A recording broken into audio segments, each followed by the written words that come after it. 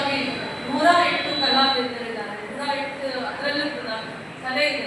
ಆ ಕಲೆಗೆ ಪ್ರೋತ್ಸಾಹ ಮಾಡಲಿಕ್ಕೆ ಒಂದು ಇಲಾಖೆ ಇದೆ, ಅದು ಕನ್ನಡ ಸಂಸ್ಕೃತಿ ಇಲಾಖೆ. ಅದನ್ನ ಜೀವನೋಪಾಯವನ್ನು ಮಾಡ್ಕೊಂಡಿದ್ದಾರೆ. ಬರೀ ಅವರಿಗೆ ಕಲೆ ಇದೆ ಅಂತ ಕಲ್ತ್ಕೊಂಡು ಸುಮ್ಮನೆ ಇಲ್ಲ, ಅದನ್ನ ಇಡೀ ರಾಜ್ಯದಲ್ಲಿ ಪ್ರದರ್ಶನ ಮಾಡಲಿಕ್ಕೆ ಬರ್ತಾರೆ. ಎಲ್ಲೆಲ್ಲಿ ಅವಕಾಶ ಸಿಗುತ್ತೆ, ದಸರಾ ಬಿಟ್ಟರೆ ಬೇರೆ ಎಲ್ಲೆಲ್ಲಿ ಉತ್ತಮವಾಗಿರುವಂಥ ಅವಕಾಶಗಳಿರುತ್ತೆ ಅಂತ ಜಾಗದಲ್ಲಿ ಅವರನ್ನ ಗುರುತಿಸ್ಕೊಳ್ಳಿಕ್ಕೆ ಯುವಕರು ಬರ್ತಾ ಇರುವಂಥದ್ದು ನೀವು ಗಮನದಲ್ಲಿ ಇರಬೇಕಾಗುತ್ತೆ. ಪ್ರತಿಯೊಬ್ಬರು ವಿದ್ಯಾರ್ಥಿಗಳು ಓದೇ ನಾವು ಸಾಧನೆ ಮಾಡ್ತೀವಿ, ಗುರಿ ಮುಟ್ತೀವಿ ಅಂತಲ್ಲ, ಬೇರೆದು ಕೂಡ ಒಂದು ಕಲೆ ಇದೆ. ಆ ಮನುಷ್ಯರಲ್ಲಿ ಎಷ್ಟು ತರ ಕಲೆ ಇದೆ ಅನ್ನೋದನ್ನ, ವಿಭಿನ್ನವಾಗಿರುವಂಥ ಕಲೆ ಇದೆ ಅನ್ನೋದನ್ನ ನಾವು ತಿಳ್ಕೋಬೇಕು. ವಿದ್ಯಾರ್ಥಿ ದಸೆಯಲ್ಲಿ ತಿಳ್ಕೊಂಡಾಗ ಮಾತ್ರ ಅದಕ್ಕೆ ಪ್ರೋತ್ಸಾಹ ಸಿಗುತ್ತೆ.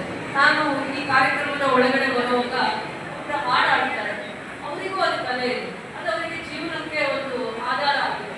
ಅಂದ್ರೆ ಅವರು ಎಲ್ಲಿ ಕಾರ್ಯಕ್ರಮಗಳಿರುತ್ತೆ, ಒಂದು ಕಾರ್ಯಕ್ರಮದಲ್ಲಿ ನೋಡ್ಕೊಂಡು ಹೋದ್ಮೇಲೆ ನಾನಾಗಿ ನನ್ನ ಆಗಿ ವೇದಿಕೆಯಲ್ಲಿರೋರು ಅವರ ಆ ಕಾರ್ಯಕ್ರಮದಲ್ಲಿ ಅವರ ಗಾನ ಮತ್ತೆ ಆ ಧ್ವನಿ, ಅವರ ಭಾವನೆಗಳು ಯಾವ ರೀತಿ ಅವರು ವ್ಯಕ್ತಪಡಿಸಿರ್ತಾರೆ, ಅದು ನಮ್ಮನ್ನು ಆಕರ್ಷಿಸುತ್ತೆ.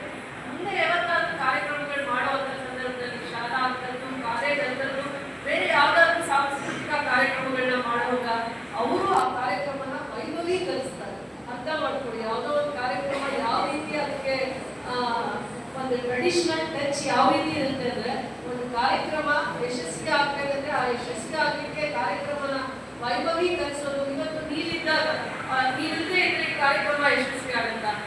ಅದಕ್ಕೆ ಒಂದು ಕಲೆನ ನೋಡ್ಲಿಕ್ಕೆ, ಕಣ್ತುಂಬಿಕೊಳ್ಳಿಕ್ಕೆ ನೀವೆಷ್ಟು ಮುಖ್ಯನೋ ಅದೇ ರೀತಿ ಒಂದು ಕಲೆನ ಆರಾಧಿಸ್ಲಿಕ್ಕೆ, ನಾವು ಗೌರವಿಸ್ಲಿಕ್ಕೆ ವೇದಿಕೆ ಅವರಿಗೆ ತುಂಬಾ ಮುಖ್ಯ ಆಗುತ್ತೆ.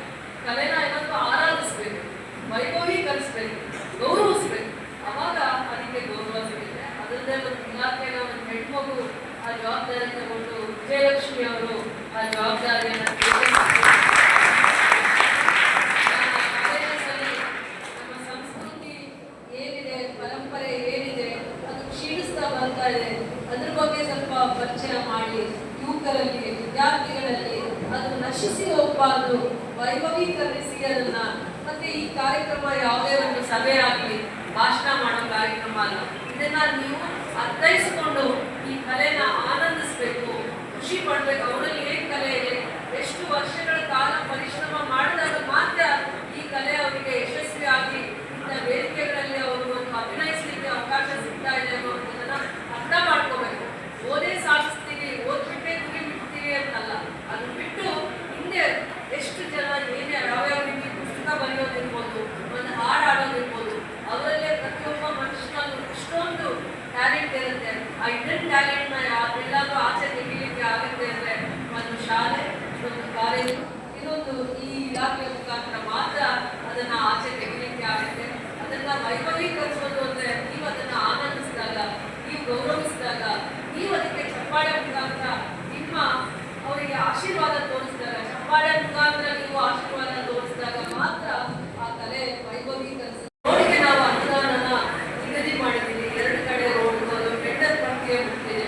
ನೆಕ್ಸ್ಟ್ ಅದು ಕೆಲಸ ಆದ್ಮೇಲೆ ನಾನು ಕಾಲೇಜ್ಗೆ ಬರ್ತಾ ಇದ್ದೀನಿ. ಕಾಲೇಜ್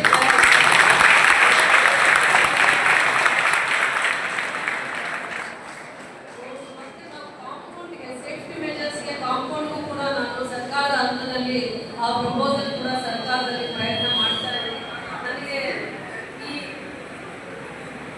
ಆಗಸ್ಟ್ 11th ಸೆಷನ್ ಕೂಡ ಇರೋದ್ರಿಂದ ನಾನು ಮಂತ್ರಿಗಳನ್ನ ವಿಶೇಷವಾಗಿ ಈ ಕಾಲೇಜ್ಗೆ ನಾನು ಆ ಸೇಫ್ಟಿ ಮೆಜರ್ಸ್ಗೋಸ್ಕರ ಕಾಂಪೌಂಡ್ಗೆ ನೀವೇನು ಒಂದು ಪ್ರಸ್ತಾವನೆ ಇಟ್ಟಿದ್ದೀರಾ ಕಾಲೇಜು ಮತ್ತು ಕಮಿಟಿಯವರು, ವಿಶೇಷವಾಗಿ ನಿಮ್ಮ ಟೀಚಿಂಗ್ ಫ್ಯಾಕಲ್ಟಿ ಮತ್ತು CSR ನೋಡುವಂಥ ಅವರಿಗೂ ಕೂಡ ನಾನು ವಿಶೇಷವಾಗಿ ಧನ್ಯವಾದಗಳನ್ನು ಹೇಳ್ತೀನಿ. ನಮ್ಮ ಜೊತೆ ನಮ್ಮ ಜವಾಬ್ದಾರಿ ಆಗಿರುತ್ತೆ, ಆದ್ಯ ಕರ್ತವ್ಯ ಕೂಡ ಆಗಿರುತ್ತೆ. ಎಲ್ಲೆಲ್ಲಿ ನಮ್ಮ ಕ್ಷೇತ್ರದಲ್ಲಿ ಕಾಲೇಜಸ್ ಇರುತ್ತೆ, ಪಾಲಿಟೆಕ್ನಿಕ್ ಕಾಲೇಜ್ ಇರುತ್ತೆ, ಡಿಪ್ಲೊಮಾ ಕಾಲೇಜ್ ಇರುತ್ತೆ, ITI ಕಾಲೇಜ್ ಇರುತ್ತೆ, ಅದನ್ನ ಧರ್ಮ ಆಗಿರುತ್ತೆ. ಆದರೆ ಅದನ್ನ ಬಿಟ್ಟು ಉಪನ್ಯಾಸಕ್ಕೆ ಪಾಠ ಮಾಡೋದು ಒಂದೇ ಬಿಟ್ಟು ಅದ್ರ ಜೊತೆಯಲ್ಲಿ ಗ್ರಾಮೀಣ ಭಾಗದ ಪ್ರತಿಭೆ ಮಕ್ಕಳಿಗೆ ಏನೇನು ಅನುಕೂಲ ಸೌಕರ್ಯ ಕೊಟ್ಟರೆ ಅವರೆಲ್ಲ ಪ್ರತಿಭೆ ಮುಂದೆ ಬಂದು ಮುಂದೆ ಭವಿಷ್ಯದಲ್ಲಿ ನಿಮಗೆ ಉದ್ಯೋಗನ ಸೃಷ್ಟಿ ಮಾಡಲಿಕ್ಕೆ ಶಕ್ತಿ ತುಂಬುತ್ತೆ ಅನ್ನುವಂಥ ವಿಚಾರದಲ್ಲಿ ಇಲ್ಲಿ ಬಹಳ ಒಳ್ಳೆಯ ಪಾಠ ಮಾಡುವಂಥ ಉಪನ್ಯಾಸಕರಿದ್ದಾರೆ. ಅದರ ಜೊತೆಯಲ್ಲಿ ನಿಮ್ಮ ಕೆರಿಯರ್ ಬಿಲ್ಡಪ್ ಮಾಡಲಿಕ್ಕೆ ಏನೆಲ್ಲ ನಾವು ಪ್ರಯತ್ನ ಮಾಡಬೇಕು, ನಿಮಗೆ ಸಹಕಾರವಾಗಿ ನಿಲ್ಲಬೇಕು ಅನ್ನೋದ್ರಲ್ಲಿ ಬಹಳ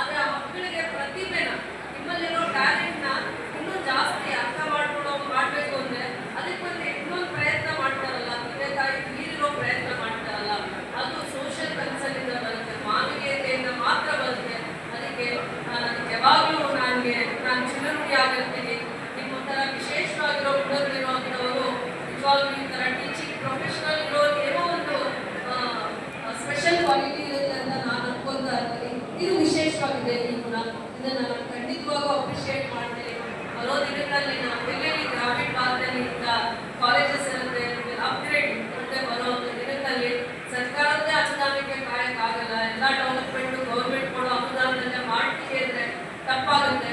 ಇನ್ನು ಯಾರ್ಯಾರು ದಾನಿಗಳಿರ್ತಾರೆ CSR ಇಂದ ನಾವು ನಮ್ಮ ಮಕ್ಕಳಿಗೆ better information, better technologies, better equipments, ಅವರಿಗೆ ಪ್ರಾಕ್ಟಿಕಲ್ ನಾಲೆಡ್ಜ್ ಕೊಡ್ಲಿಕ್ಕೆ ಆಗುವಂತ ಎಲ್ಲ ಪ್ರಯತ್ನ ಮಾಡ್ತಾ ಇದ್ದೀರಾ.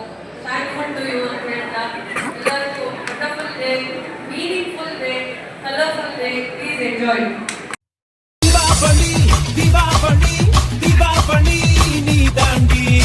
ஆரம்பிக்கலாங்களா?